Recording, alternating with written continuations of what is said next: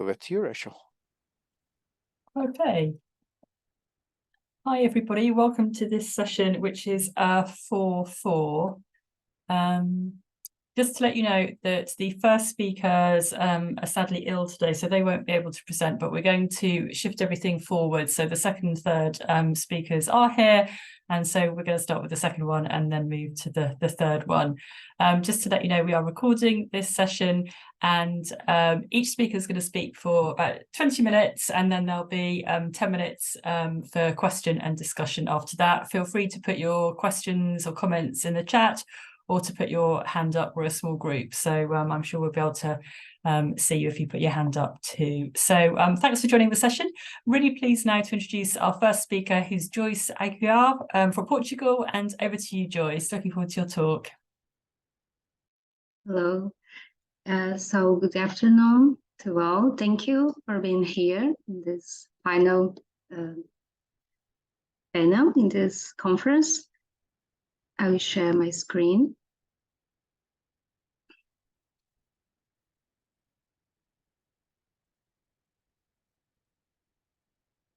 Okay, so I will present this collaborative work. This study is part of our larger project, which is currently being finalized. So I appreciate your feedback after this presentation. And the project was on the state of internationalization of education and training institutions in Portugal. And it was a study carried out at the request of the National Erasmus Plus Agency in Portugal and considered all education and training institutions. Here is the research team. For the current presentation, we have only considered higher education institutions. So the study's aim was to analyze how institutions in Portugal approach internationalization from a strategic point of view and how they understand this phenomenon. We addressed two research questions. How do institutions define, implement, and monitor their internationalization strategy or activities aiming internationalization? And how do top leaders in higher education institutions perceive the concept of internationalization? First, to set up the context, while Europe has long been engaged in internationalization efforts, Portugal's journey began later, and the turning point came when Portugal joined the Bologna process and the European higher education area as a full member, which raised awareness of the need for internationalization and the potential for collaboration within the European space. However, it is only in 2014 that we have seen a significant commitment to internationalization by the institutions, and this year were marked by the launch of a comprehensive internationalization strategy. Several factors acted as a catalyst for the institutions to become more committed to internationalization, such as the declining number of national candidates due to a downward demographic trend, the reduction in state funding following the economic crisis, and the Statute of International Student, which is a piece of law that allows public institutions to charge higher fees for non-European students. So in the landscape of international student recruitment, Portugal is considered as a semi-peripheral country due to its lower spending on higher education and research, and the dominance of Portuguese as a teaching language, which makes Portugal a less appealing destination when compared to other European countries. However, recently, Portuguese higher education institutions have been investing more proactively in recruiting international students and from a wider range of countries beyond the traditional Portuguese-speaking ones.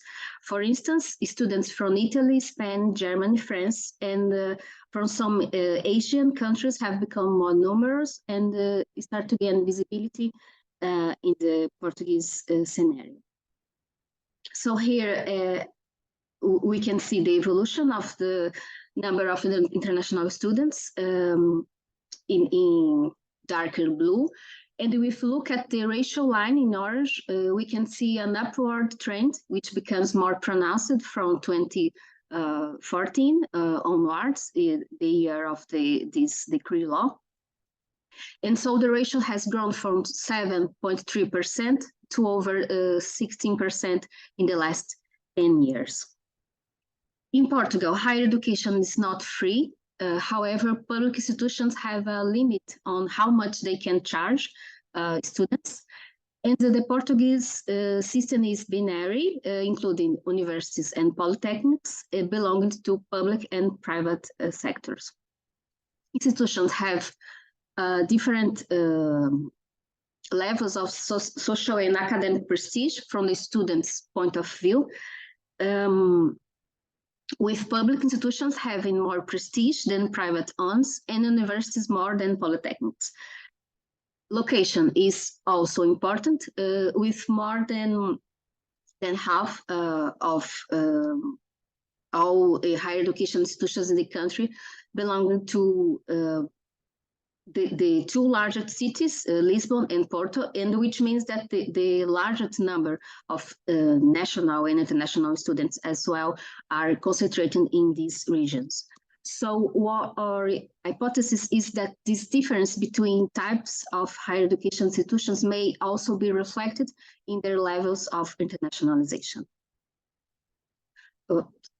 Regarding our method, we used a mixed method approach. So firstly, we developed a cross-sectional online survey based on the literature review. And after a pre-test, invitation to participation was sent to all higher education institutions in the country. For the qualitative data collection, semi-structured interviews were conducted with higher education institutions representatives based on a cross-tabulation regarding sector, which is public or private, and the type of education, university or polytechnics. And for the data analysis, we carried out descriptive analysis and comparative analysis using Fisher exact test. And for the qualitative analysis, interviews were transcribed and then analyzed through content analysis. So our participants, the sample of the quantitative study comprised 65 higher education institutions, which represent about 64% of all in the country. Most institutions were universities, and 52% belonged to the private sector. And for the qualitative study, we selected 2 universities and 2 polytechnics, one of each sector. Regarding our first research question, how do institutions define, implement, and monitor their strategy or activities for internationalization? We began by identifying whether internationalization was a strategic objective for the institutions. And here, all of the surveyed institutions consider internationalization to be a strategic objective. More than 92% of the institutions mentioned that they had a plan, and they regularly monitor regularly monitor the plan. However, about 11% of the institutions did not have an activity plan that explicitly outlines actions for internationalization. Regarding the periodicity of the plan, the majority have an annual plan, and about the organizational structure for implementing the internationalization strategy or activities, less than half have a centralized office, while more than 1/3 stated that there are several offices in cooperation. Regarding the unity or structure responsible for defining the internationalization strategy, the most common was the directorate or similar, concentrated more than half of the response. We also asked about the drivers for internationalization, and the most frequently mentioned were preparing students for a global world, improving the institution's research and development, improving the quality of education services, and increase the institution's competitiveness. And for this later, there was a significant difference between institutions, with universities more than polytechnics considered to be motivated by the intention to enhance institutional competitiveness. We also asked the participants to list the activities aimed at internationalization and whether they are a priority or not. The most frequently activities mentioned as a priority were participation in projects and networks with partners in other countries, with 90%, international mobility or exchange of students, the development of partnerships with foreign institutions, and recruitment of international students. And the comparative analysis showed that in these activities, marked in red, among the institutions that mentioned then as priority, the public ones were more frequent than the private ones. In addition, universities were more likely than polytechnics to consider publishing research in international journals in coauthorship with partners in other countries. And polytechnics more likely than universities to consider cross-border education as a priority activity. Regarding our second research questions, how do top leaders perceive the concept of internationalization? Through the interviews with the institution's representatives, we found that internationalization is a fundamental and strategic objective for all the institutions interviewed.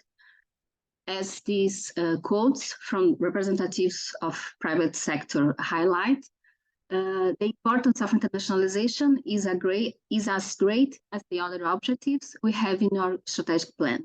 In fact, it is included in several dimensions of the strategic plan.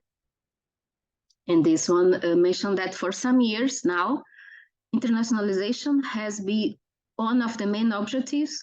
Our strategic plan has 5 or 6 main elements, and internationalization is one of the main development goals of the institutions. For the public polytechnic, internationalization emerges as a transversal priority, and the main objective is to integrate internationalization not only into teaching dimension, but into all the strategic dimensions, creating a transversal and dynamic approach that contributes to institutions' development in the global scenario. So while previously there was a specific dimension, very specific, related to internationalization, currently, although the internationalization strategy is effectively embodied and clear in the new strategic plan, the truth is that this internationalization ceases to be a dimension in itself, but rather becomes something transversal. Corroborating with this view of internationalization, not as a specific objective, but as transversal one, the representative of the public university states that somehow internationalization is in fact seen as a very strategic part of the university, and at the moment it is transversal. It is increasingly being diluted by the different missions of the university, so we can see that internationalization is transversal. It is in all dimensions, in all the services that the university provides to society, and in everything it creates, and everything it managed to create value, to create knowledge. So from this point of view, I think that in the particular case of this university, it is an area of great importance and particular attention from the political side. So contrasting with that complex and transversal understanding of internationalization, in the private polytechnic, most internationalization activities seem to be mainly limited to student mobility, with the participation in Erasmus Plus, Key Action 2 projects also appeared as a relevant activity. As we can see here, we currently have 2 projects running simultaneously, and we are preparing applications for another 3 KA2 projects, which are 3-year projects in which our teaching staff naturally participate together with teaching staff from other institutions. And these projects, we always have a component of short-term student mobility for the development of some experience, tools, wherever, with a specific goal. Therefore, bringing people here and organizing activities under this type of project is the incentive we have for our teaching staff and students to want to participate in experience outside Portugal. So with regard to the main objectives of internationalization, for the private university, they are intrinsically related to the need to provide students with a range of different experiences. As we can see in this quote, make your students have other experience with other teachers, with other students, with other realities that they would never be able to have otherwise. Realizing that what they are confronted with is a completely different reality from what they are used to, from what they live in their daily lives. And I think this opens up a lot, especially for a 20-year-old or a 21-year-old person. So that's the main goal, is to give people access to other realities, other experience, other people, other cultures.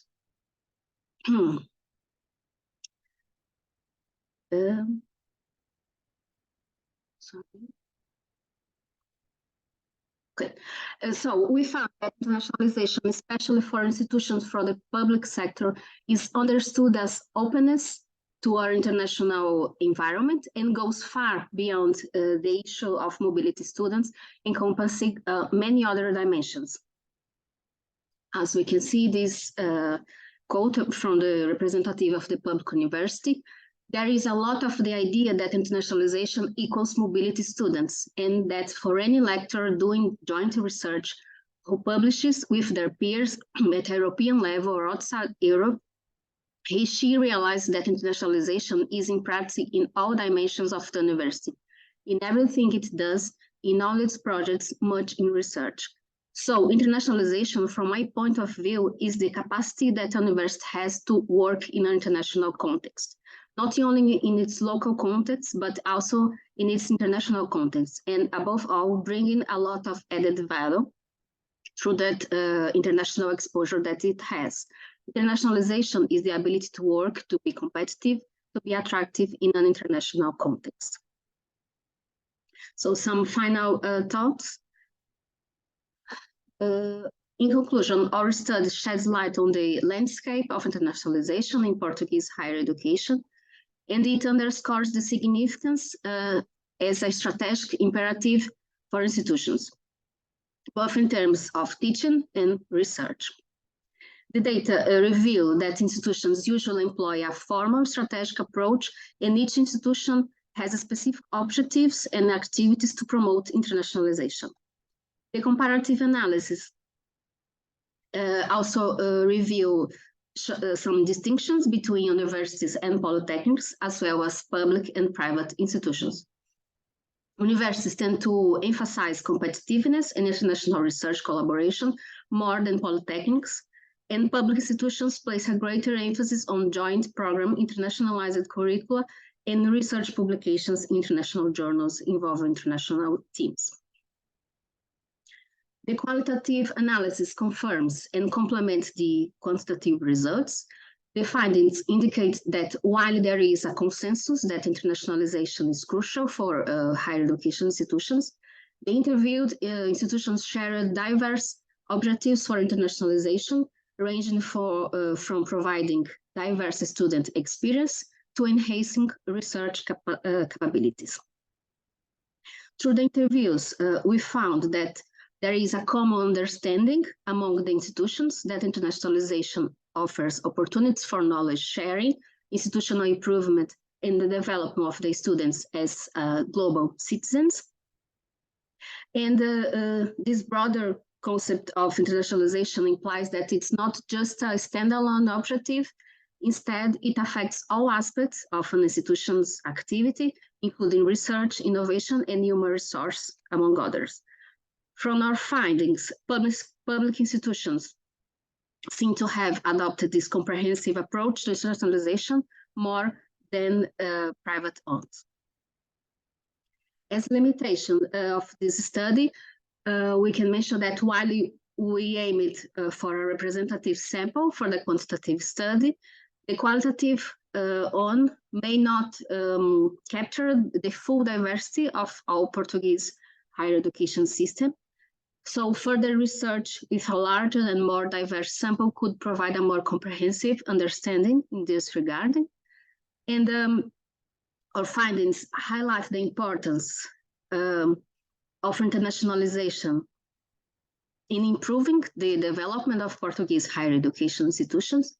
And these implications suggest that institutions should continue to prioritize strategies that foster collaboration on an international scale. Furthermore, it is fundamental that institutions adopt a critical and reflective approach towards internationalization, constantly assessing activities and the impact of this action and identify areas for improvement. So only this way it would be possible to ensure that internationalization activities make a significant contribution to sustainable development of the institutions and to the training of the learners. So thank you very much, and please be free to put your questions, comments, or feedback. Thank you very much, Joyce. That was great. Really interesting presentation. If I could just kick off. I see there's one question in the chat, but give people a moment to think of other questions too. I was just wondering, you started off by saying that, historically, Portugal has had a kind of semi-peripheral status in relation to internationalization. With the kind of, the data that you put up and the kind of proactivity that you've been talking about reaching out to new student markets, would you still characterize Portugal as having a semi-peripheral status, or do you think there's been some shift there? Yes, we are witness a shift, and Portugal, it's become to be considered a kind of offbeat destination. So not only the number are increasing, the number of international students, but also the origin, the areas of origin from these students. So it becomes to be more numerous and more diversified in terms of countries and regions of origin. Yes, and this is a result of all these efforts put by the institutions in achieve internationalization, especially in recruiting international students. Thank you. And then Brendan, you put a question in the chat. Do you want to ask it yourself? Sure, I can do that. Thank you. So I was just wondering if you had any plans to look at the perception of internationalization from sort of the perspectives of students, and whether there's any kind of opportunity to see if that chimes with what the institutions have been telling you. Yes, of course, it is a good question. I mean, as I mentioned in the beginning, this study is just a cut, is a part of a larger project, which was to evaluate the Erasmus Plus program between the 2014 and 2020. So we analyzed the impact of the Erasmus program and the state of internationalization of all institutions, not only in higher education sector, but in Portugal. So for this study, we evaluated more from a national and institutional level. However, for my research interest, I have study from the micro perspective as well. I mean, from the perspective of the students, especially regarding the support they receive in Portugal from the institutions. So one thing that is very often found from the students is the challenges that they face into, how can I say, navigating the bureaucracy, like in documents they need once they arrived here, or even some difficulties in with the language. So from this point of view from the students, yes, there are challenges, although institutions are working on to overcome these, but still is work to be done in this regard. Any other questions for Joyce? Oh, Vesna, would you like to ask that yourself? Hi, yes, thank you. So thank you. This was interesting to hear. I quite like how you kind of gave us a pretty comprehensive picture of what's going on in Portuguese higher education. I was just wondering, you started off with this increasing numbers of international students. So I was just wondering, have you looked at the trends of the staff broadly, or academics across the higher education institutions in Portugal? Is that maybe increasing as well? Thank you. Okay, thank you, Vesna, for your question. And yes, I mean, it is not an activity considered as a priority from the point of view of the institutions. In this study, when we asked institutions to list the activities that they carried out that aim in internationalization, exchange or student mobility appears first, followed with joint collaboration, the research, being engaged in international projects. However, international recruitment of staff and teachers, it was very residual activities for some institutions. So, I mean, I would say that at this stage, institutions are investing more in the recruitment of students and in taking part in international collaborations, but it's not yet in this stage of recruiting and investing researchers and staff from other countries. Thank you. Thanks, Joyce. And we have a question from Susan. Do you want to ask a question, Susan? Okay, thanks, Rachel. Well, thank you, Joyce. You know, this whole area of internationalization is, of course, hugely complex.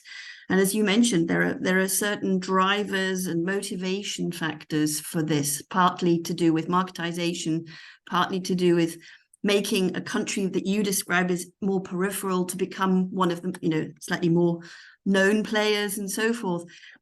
But one thing that strikes me when I've looked at how universities in different countries go about the whole notion of internationalization, I think, is that frequently they start out with this big idea, right? It's great to have, you know, more exchange with students, staff members coming in, and yet when they then start declining it through to the actual organization and the actual meaning behind all of this, it all becomes slightly more nebulous. So what exactly do we mean by internationalization? How do we know that internationalization is working? What is our definition of global consciousness? What is it that these terms mean? I mean, is it about trying to get students from different countries together so that they start becoming more liberal, more with Western values? Or what is it really that we mean? And I think that's a discussion that I'm not really seeing enough of. It's sort of an implicit given, but then when you actually try to really do it, that's when it becomes much more difficult, I think, in the actual organization of this. I mean, I've seen cases, for example, of you know, very international universities where you would think that, you know, the exchange must be fantastic among the students because they come from all over.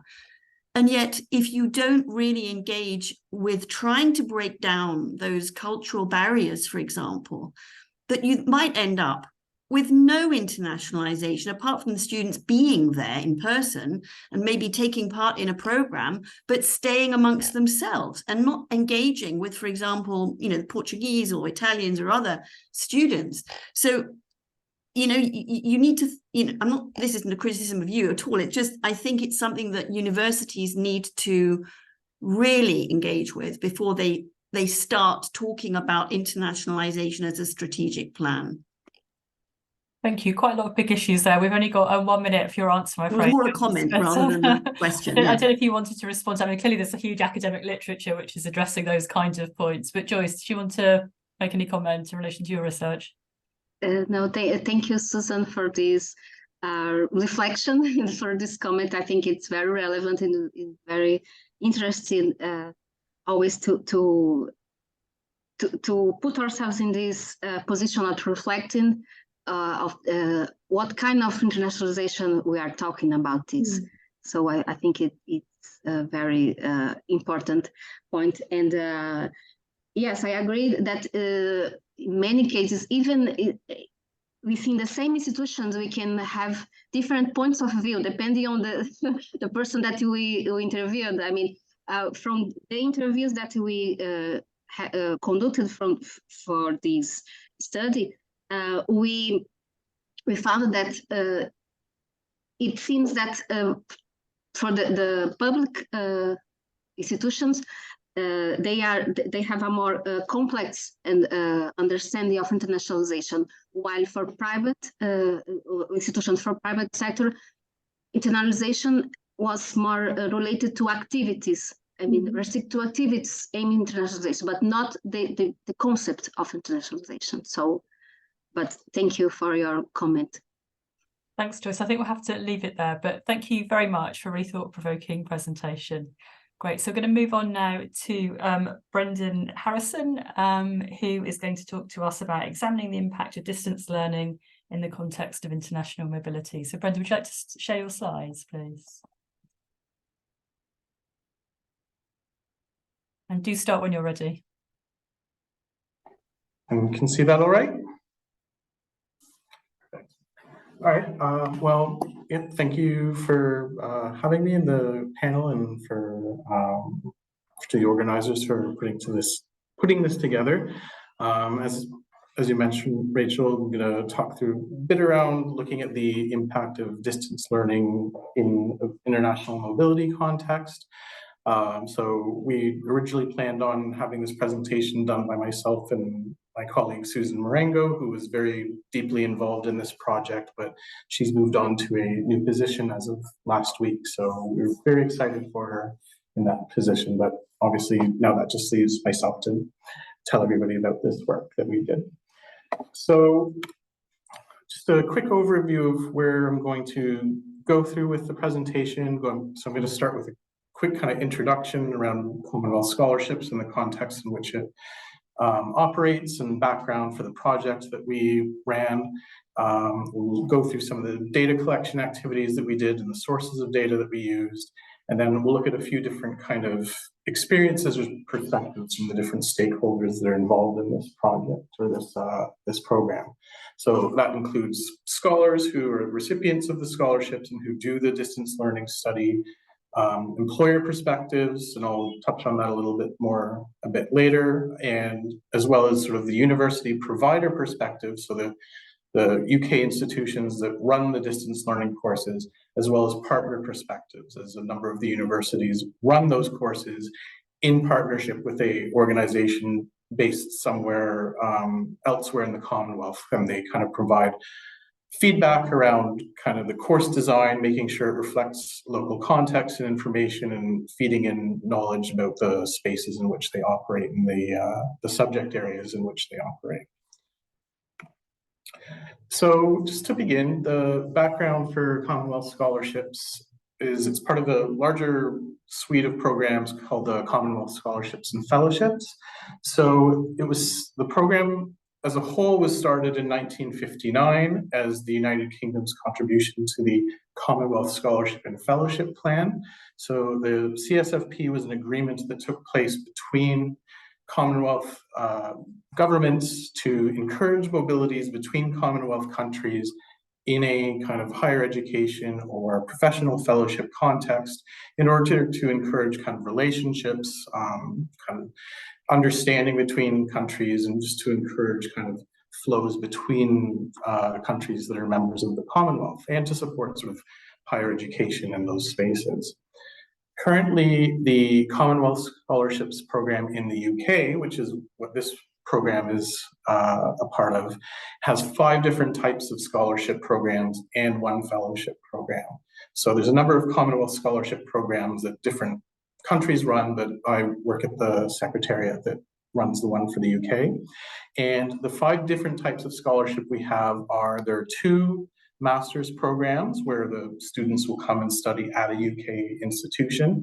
We also have a PhD program where students do the same. We have a split site or a sandwich or a co-tutel program where we have scholars who are registered for PhDs in a institution in another Commonwealth country, but then they come to the UK for 1 year to do sort of research that they wouldn't necessarily be able to do in their home university. And then they go back and complete and receive a PhD from their home institution. And then we have the distance learning program, which is a master's program, and there's some unique features about that, but it's for students who are interested in staying in their home country while they do their studies for reasons that I'll get into shortly. And then we also have a professional fellowship program.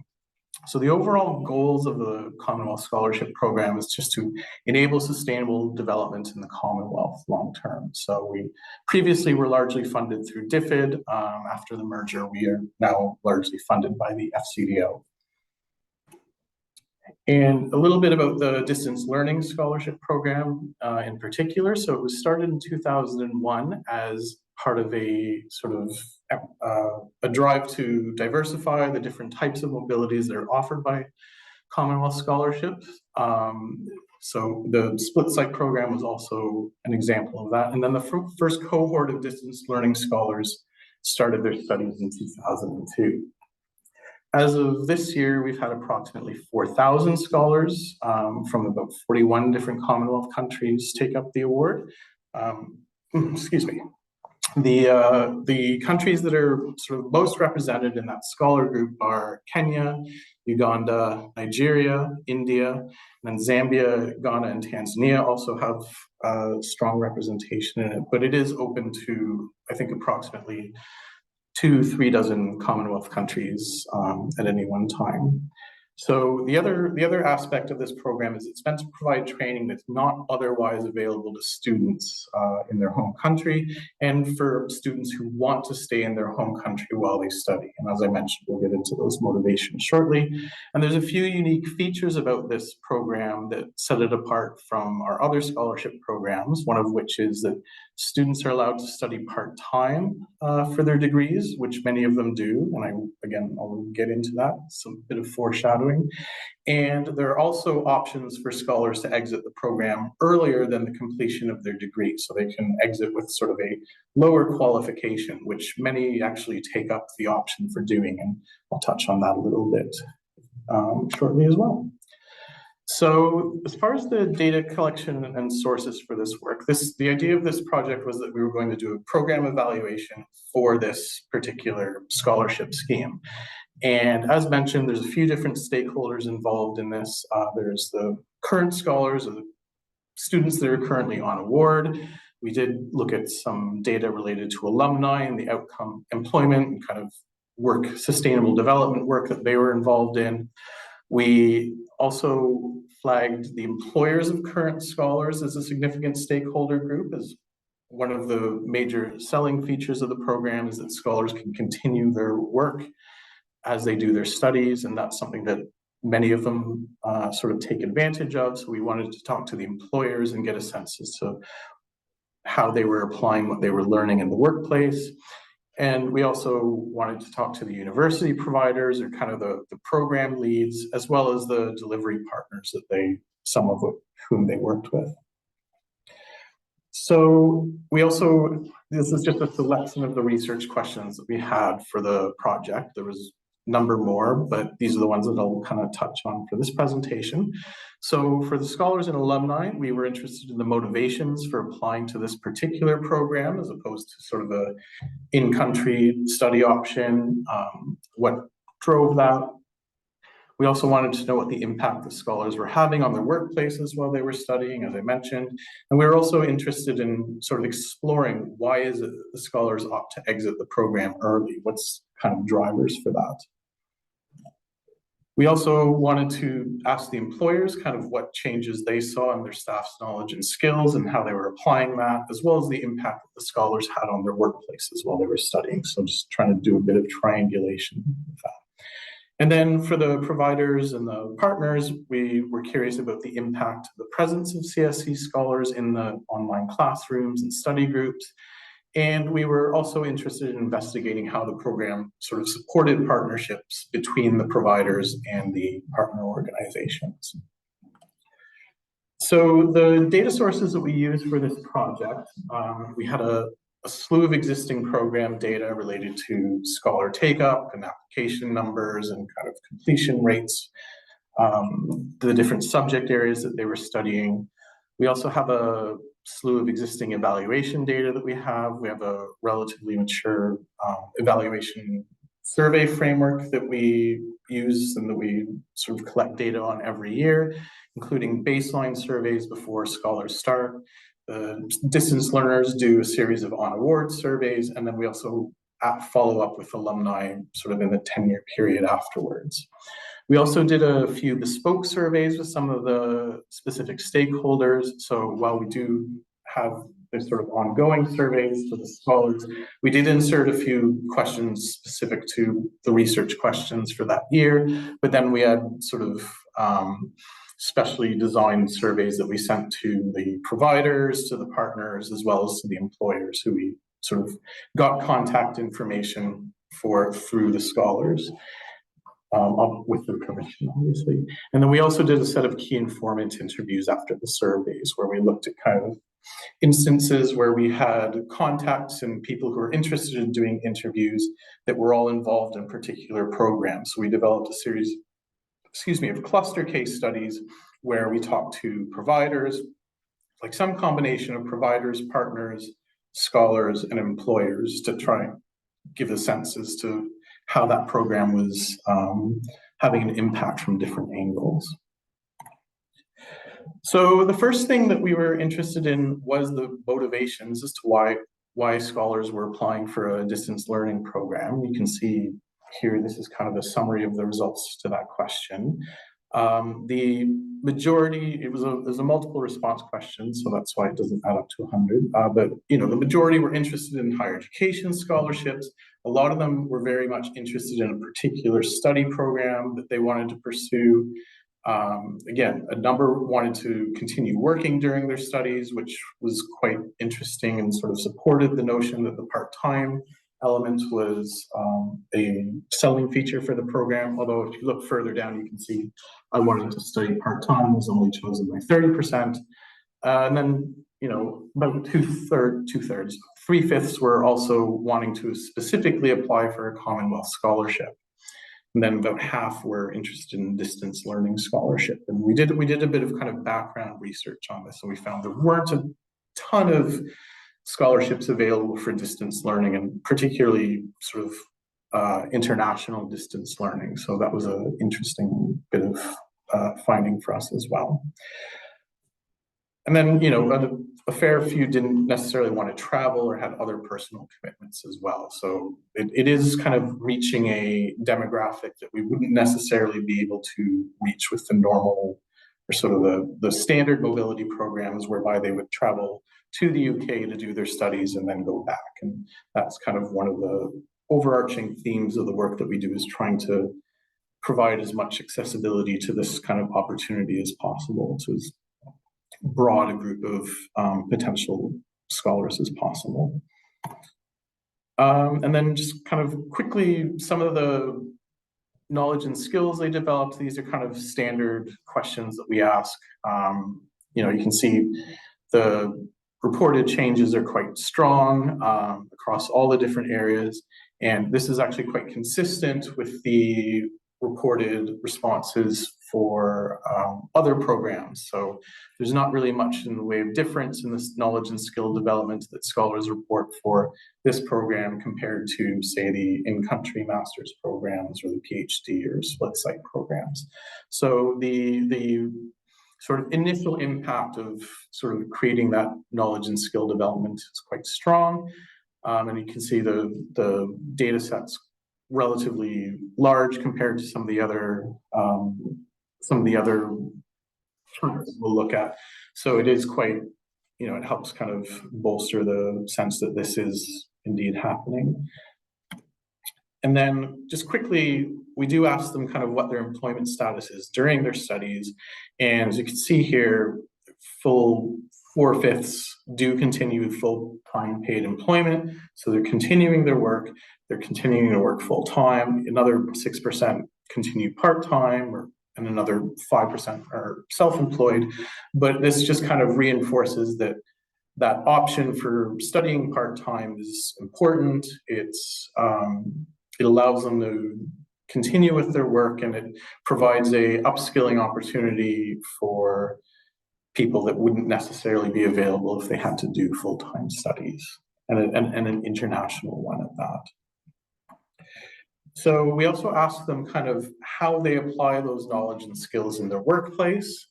As you can see here, you know, the majority say that they're using the knowledge and skills in their employment all the time or often, and they're approaching problems differently because of what they've learned. And they also use it sort of outside of their employment. And this is only asked if they reported they were employed or volunteering. Now, this is one of the quotes from the scholars that we interviewed. They very much, I'll leave it up there shortly, but they very much kind of did feedback that they were taking what they learned, applying it in their workplace context. The other angle on this is that it was both combining what they learned and their existing experience. And that's kind of one of the sort of qualifications for the program, is that I think scholars are meant to have been in the workforce for at least 2 years before they apply for this kind of scholarship. So this sort of scholars that come into the program do have existing work experience, they have subject area specialties and experience, and sort of combining that with what they've learned while on award has sort of positive outcomes. And you know, they worked in a number of different areas. There's a lot of programs that that students study on that are medical or health oriented. We have a number of programs that are sort of look specifically at sustainable development studies. And there's also a slew of programs related to kind of the environment, climate change, natural resource management, things like that. So this is just one example where the scholar was able to apply what they were learning in the workplace. Similarly, something that we were quite interested in was the sharing of what they were learning with their colleagues. So you can see on this slide, the vast majority of respondents said that they sort of taught colleagues about something that they learned on their course. We kind of refer to that as informal teaching. And then, you know, a strong majority kind of were involved in developing training resources or guidance for others in their workplace based on what they learned in their course. So that kind of teaching of their colleagues has a bit of a multiplier effect around sort of the impact of the teaching and the learning that they're receiving and the knowledge and skills development. And that was something that we were quite happy to see and hear about. So as far as the completion rates and the early exits, the general trend is that about 3/5 will complete the entire program and receive a full master's degree. Another 6 complete the program with a lower qualification, and then another 6 or so withdraw with no qualification. And the reasons why they do that is a number of them told us that the reason why they stopped with the program was that they gained the desired knowledge and skills that they wanted from the course. So some were particularly interested in certain modules and took those modules and then decided that they got what they wanted from the program. They were happy to exit either with a sort of lesser qualification or a lower qualification, or they were happy to leave without a qualification because they still got what they wanted from the program. A minority of them also reported that they had personal or professional obligations, which means they weren't able to necessarily dedicate the time or the energy or the work to doing the courses. And then a handful of others sort of reported, you know, things that happened, personal circumstances, the internet was unreliable, they weren't necessarily able to sort of engage with the module or the courses, or had financial constraints or other kind of problems like that. And those were reasons that they reported, both for why they exited with a sort of a non-master's qualification and why they exited without one. And in the instances where they exited without one, it just meant that they exited before they reached the threshold to qualify for one of the other qualifications. Just a couple of minutes left, Brandon, so if you could wrap up. All right.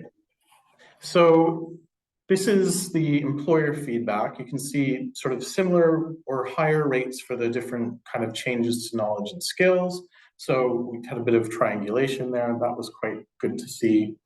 And again, you can kind of see an example of the application of knowledge and skills that the employers saw, where they reported specifically that the scholar was helping to train other people in their organization. So there was, again, another example of kind of that type of multiplier effect. Now, we also asked them how frequently they see that scholar advocating for change in the organization, and they reported quite high rates of that as well. So either making changes themselves or encouraging their manager to make those changes. And the overall impact to the organization, the employers reported, were sort of the upskilling of staff, changing policies, implementing new practices. And there were a few barriers that they reported as well. The governance structure made it so they weren't necessarily the decision makers. They were able to apply it to a future planning period, but not the current one, or the pandemic also sort of impacted some of the ability to do that. Now, for the providers and partners, the impact of the scholars in the classrooms, this is similar to other studies that we've done. There's greater geographical representation in their classrooms and their cohorts. There's more intercultural exchange. And again, that professional experience, the variety that the scholars brought into discussions was really highly valued by the university partners. And again, this is an example of that. Scholars coming in who come from places that experience droughts, floods, heat waves, and that really contributed to their kind of discussions around the impact of climate change in the tutorials. And this is just a kind of quick list of the benefits that each reported to us. So, improved student learning experiences, exchange of knowledge and expertise, international partnerships, all these things. And again, they're kind of, just because they're in one column doesn't mean they weren't necessarily a benefit for the other as well. So just to summarize, the similar benefits that we've seen compared to other scholarship programs we run, the knowledge and skill development is very much the same, if not a little bit higher. The scholars coming have a good impact on the classrooms, sort of diversifying the discussion, bringing in perspectives that might otherwise not be there. A few of the unique benefits that we kind of evidenced was that the flexibility was very important, the ability to do part-time, the ability to complete the programs early, and then also that immediate application and sharing of learning in the workplace. Other programs, you obviously need to wait until they finish the full thing and then go back into employment. In this case, the benefit is kind of almost immediate. And then the one kind of weakened outcome I would flag compared to the other programs is that interpersonal networking angle. So we do kind of ask questions around the relationships that are built between the scholar and other students in the UK, academic supervisors and things like that. And those still took place, but they just weren't as robust as the instances where they were kind of in-person study. And that's everything. So thank you very much for listening. And if you're interested in the report, that's where you can access it. And I'm happy to take any questions. Great, thank you very much, Brendan, for a really interesting presentation. Yeah, so colleagues, do feel free to put a question in the chat or to raise your hand. Brendan, would you mind stop sharing your screen so that we could see everybody? Thank you. Yep. Right. Shall I ask a question to kick us off while other people are thinking? So I was just wondering whether you felt that there were messages there for your other scholarship programs, or indeed other scholarships offered by British organisations, because I guess one of the kind of critiques of the Foreign Office scholarships is that sometimes people make is that they kind of advantage Britain more than the countries that the scholars come from. Do you see this kind of scheme as, addressing some of those issues to some extent? I think, it's a good question. I think it does. I mean, that's always a tension that we've had to be mindful of. Obviously, we're dependent on government funding, and there needs to be, some governments are more aligned to the philosophy of sort of this type of intervention, whereas other ones are much more interested in kind of what the benefit is for the UK. I think I wouldn't say it necessarily pushes back against that, unfortunately. And I think part of that is because when people talk about that kind of benefit to the UK in the context of government programs, it is very much around kind of, you know, improving perceptions of the UK and sort of improving people's impressions of the UK, and that they would go back and kind of be an advocate on behalf of the UK after their studies. And I mean, we don't really look into that. We're very much oriented towards the sustainable development outcomes, and that's really the area of impact that we care about, and that we want to facilitate. So certainly some of the interventions that scholars get while they're on award, or training programs that are available to them that are sort of provide sort of introduction to the concepts of sustainable development and what the sector is like, and what kind of some of the trends and expectations and best practices are. Whereas other programs, I know there's more of that focus on British cultural experience or UK cultural experience and sort of that. So I think it does, you know, if you take that perceptions element out, I think it shows that this is just an effective mode of mobility or international study as any other kind, including the ones that we also run.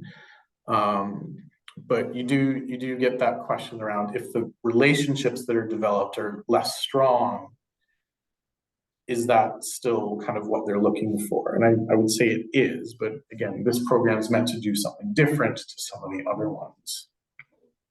Okay. So I don't think I really answered that. No, interesting observation. So thank you. And we've got a question from Julie in the chat. Julie, would you like to ask it yourself? Yeah, it was brilliant. It's really interesting, Brendan. Thank you. And I was just wondering, you mentioned about the demographics, and I wondered if staying at home, you know, when the reasons that people were dropping out because they had personal commitments or other commitments. So I was thinking about, you know, is this attracting a more diverse cohort than perhaps some of the other schemes? You know, that, you know, it's easier if you're younger, maybe to come to the UK to study, or, you know, that it's, yeah. So I just wondered if you'd done a breakdown or a comparison across the schemes in terms of you know, diversity and inclusion. Mm-hmm. So that is something that we look at sort of across all the schemes, and it is something that we keep an eye on. The distance learning one does tend to skew a bit older, I believe. I'm trying to remember off the top of my head, but the gender question is actually an interesting one, because we have kind of a KPI that the scholar ratios are, you know, at least 45% identify as female, at least 45% identify as male. And we do meet those on all of them, with the one exception being occasionally the distance learning program skews a bit more male.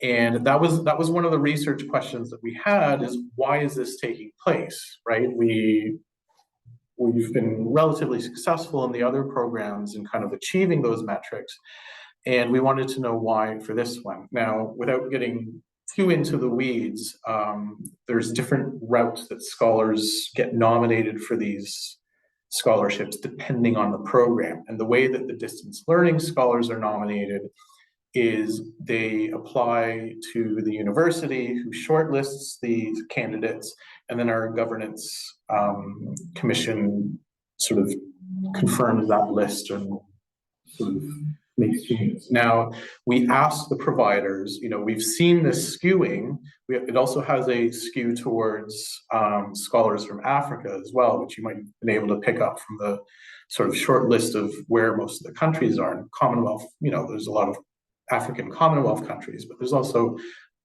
substantial populations in sort of Asia, and in the, you know, Caribbean is allowed to fly as well. And what they came back and told us was, as far as the gender question, one of the issues was the topic areas or the subject areas that were being sponsored. So there tended to be they tended to be areas where men were overrepresented compared to the sort of overall population. But the other thing that they said was, in some instances, this was a issue, well, it was a reflection of the numbers, or the sort of gender breakdown of their program as a whole. So in some instances, they had they had an overrepresentation of women in their programs and their student bodies. And this was a way to get more men in so that the overall student mix was a bit sort of closer together. So it was an interesting kind of dynamic where we were looking at it and saying, well, why is there why are there more men involved in this? And then they were coming back and saying, actually, we find that for some of these programs, we have more women in the cohorts than men, and they were using these awards as a way to sort of correct the balance, as it were, in their programs. So that was an unexpected finding, certainly. And obviously, it still means that we have an imbalance to deal with, but it gave a bit of a sense as to why there was such a kind of struggle to reach that threshold. Now, as I said, we do kind of hit that 45% on and off every year, but it is kind of, it's not as consistent as it is with the other programs. And then for the geographic sort of demographic breakdown, it was very much those are countries that the universities are interested in targeting and getting more scholars from. So there was a bit of a focus on recruiting from those areas. And then for some of them, it depended on where their partner worked at. So partners, one of the things that some of them did was to help with recruitment, help with kind of communicating that these opportunities were available. And so the nominated students tended to be, more from those areas, and that kind of carried through to the overall demographics. Brendan, I think we're going to have to stop there because we're out of time, and people want to go to a third presentation, another session, and we should probably stop here. There was one other question in the chat. I should say people will keep this room open and people are welcome to stay and chat in there, but we will bring the formal session to a close now. So thank you very much to both Brendan and Joyce for your stimulating presentations, and to everybody who asked questions too. And thanks to everybody else for coming along. So if you want to leave to go to another presentation, another session, please do feel free. So thanks very much, everybody. Bye-bye.